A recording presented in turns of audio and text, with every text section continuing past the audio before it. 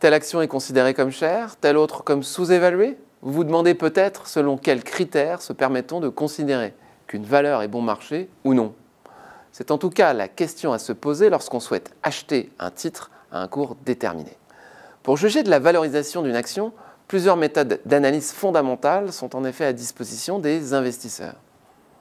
Tout d'abord, une valeur appartient à un secteur et le plus simple est de faire des comparaisons avec les concurrents du même secteur.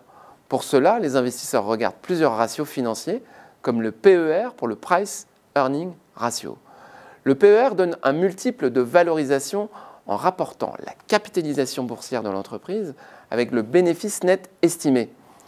Mais ce ratio a ses limites. Une entreprise a parfois de bonnes raisons d'avoir un PER élevé et cela n'indique pas qu'elle soit particulièrement chère. A contrario, un PER faible peut être justifié en l'absence de perspective de croissance. Pour se faire une idée plus précise du juste niveau de valorisation d'un titre, les investisseurs utilisent la méthode DCF pour Discounted Cash Flow, en français, méthode d'actualisation des cash flows. Ainsi, l'investisseur va anticiper les flux de trésorerie de l'entreprise attendus, au moins pour les 5 années suivantes.